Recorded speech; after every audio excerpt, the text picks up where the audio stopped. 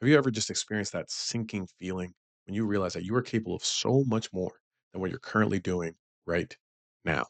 But for whatever reason, no matter how hard you try, you just simply can't, get over that hump. And that feeling, that realization is honestly, it's a defeating one. It feels like helplessness, to be honest. It's driven me to tears probably more times than I'd like to imagine because you set out with aspirations and goals, promises to yourself, and for whatever reason, you just can't keep up your end of the bargain. At some point, you just either forget about it or just kind of quit it altogether. And the worst part is there's really nobody to blame but yourself, or in my case, myself.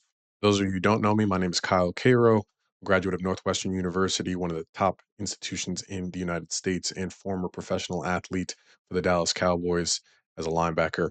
But we're going to skip through all the pleasantries today and get into the actual video itself because I think that this is something that is going to resonate with, honestly, if not most people, dang near everybody, from that person who is still young and developing their skill sets to that person who intimately knows their talents and their purpose, and really every single person in between those two. Because it really doesn't matter your capabilities, but more so if you're that person who has that realization or that feeling that deep down you know that you're not actually living up to the level of your capabilities and your skill set.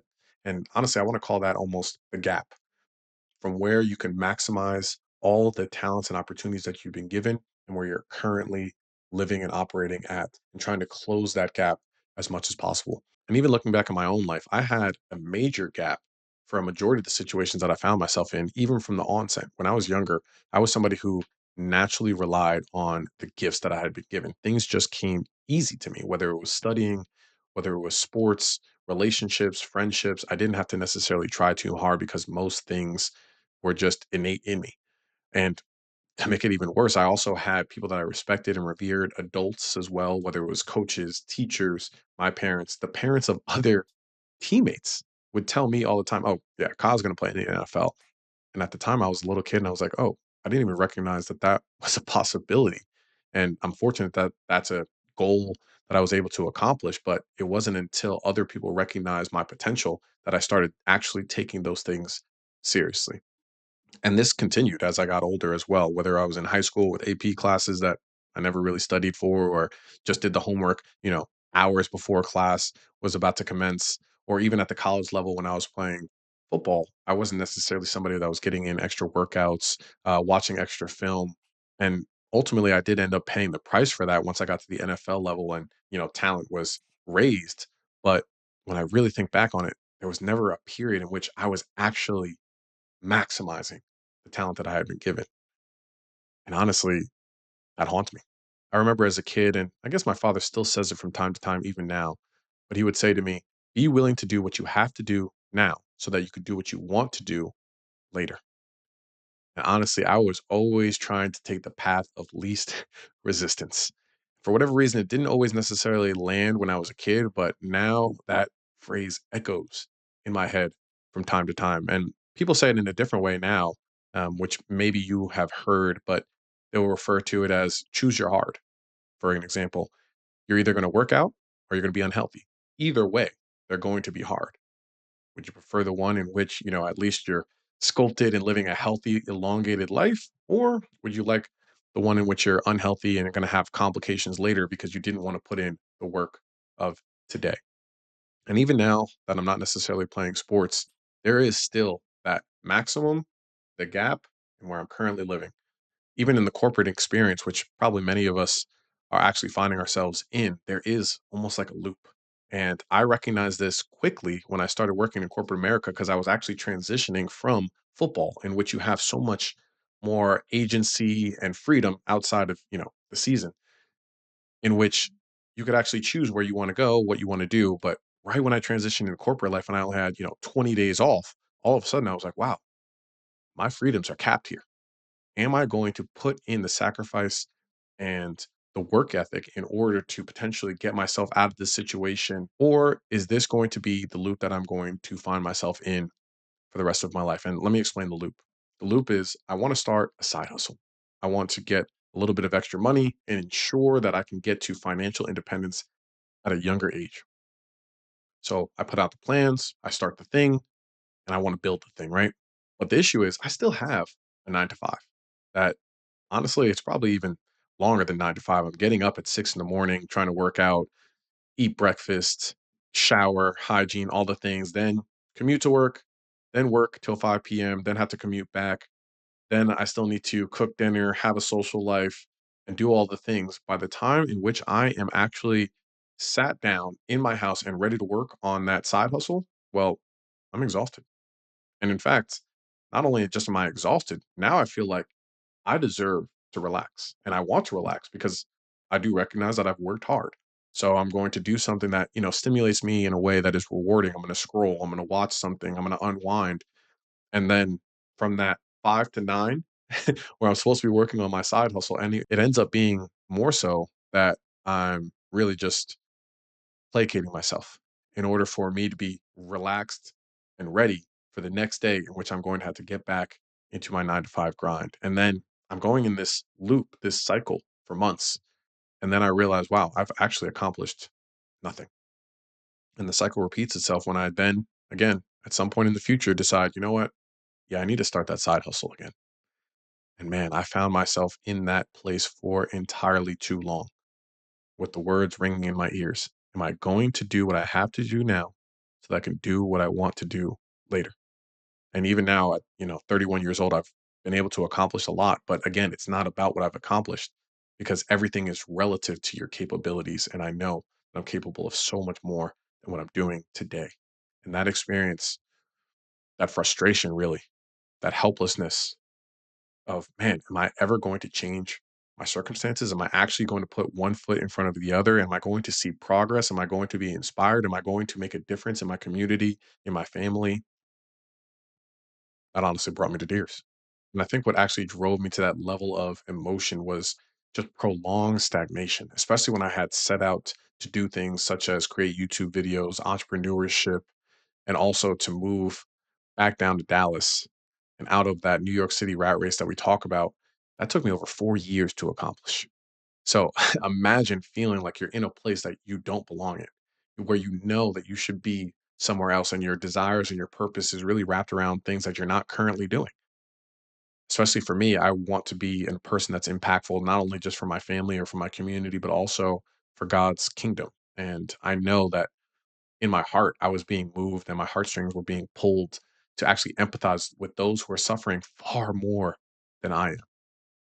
Knowing that there's people that I'm supposed to be supporting, that I'm supposed to be helping, especially when it comes to financial literacy, where I feel as though those are some of the gifts that God has given me in helping people with their retirement planning, their investments, all of those different kinds of things. But each roadblock that I allowed to get in the way, any day, any moment in which I wasn't moving closer to the actual goal, it felt like not only was I selfish, but I was stopping myself from serving and accomplishing the things that I was supposed to do for other people, let alone myself. So the conclusion that I came to at some point was just, I'm never going to change. This is what it's going to be. And that I would be stuck in this phase, stuck in this cycle or loop or whatever I want to call it for the rest of my life. And if I couldn't do it now with no kids, no wife, minimum levels of responsibility, then it's probably never going to happen because my life is only going to get more complicated. And that frustration, that realization at the time, that's what brings you to tears. It's like a self-esteem or a confidence just destroyer.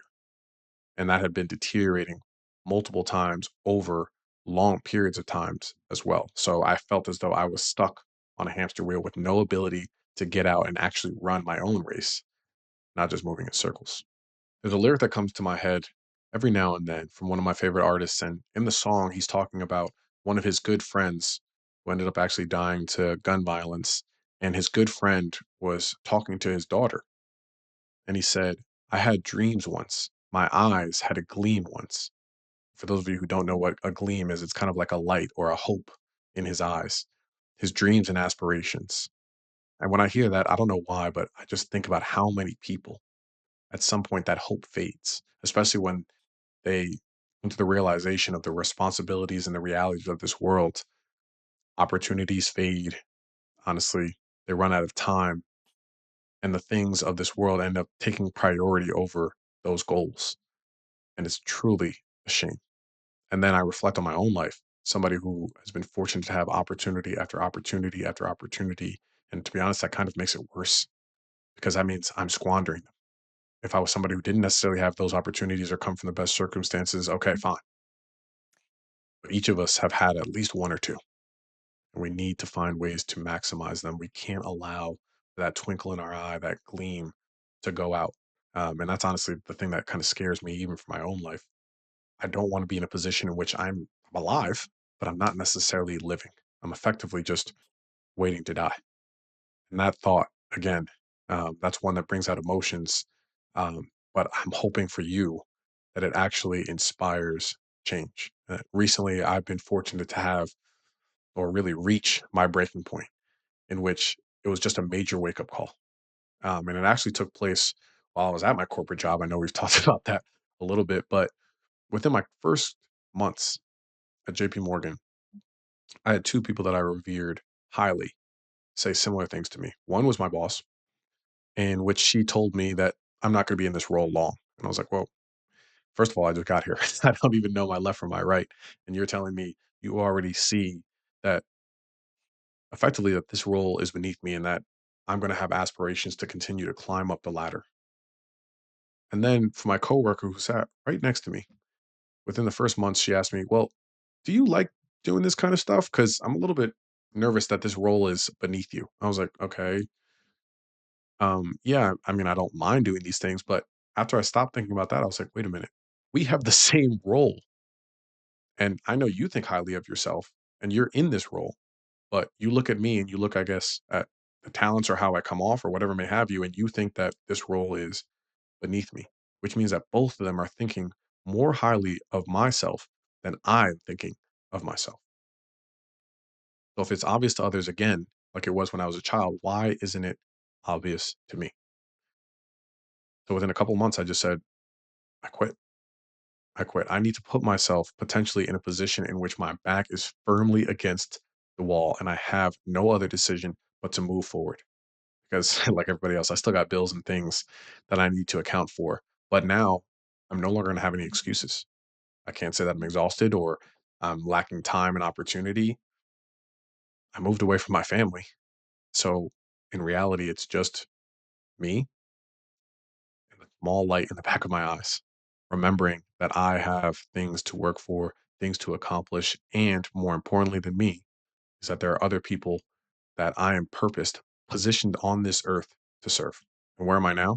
I would say that at times I definitely am still, distracted, especially with, events, life, social life for sure, relationships as well. But now I'm in a position in which I'm trying to ignore the outcomes and just focus on the inputs.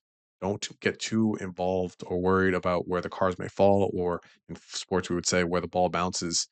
Ignore the results for right now, but keep showing up every single day. Like I mentioned, putting one foot in front of the other. And I know at some point progress will realize itself.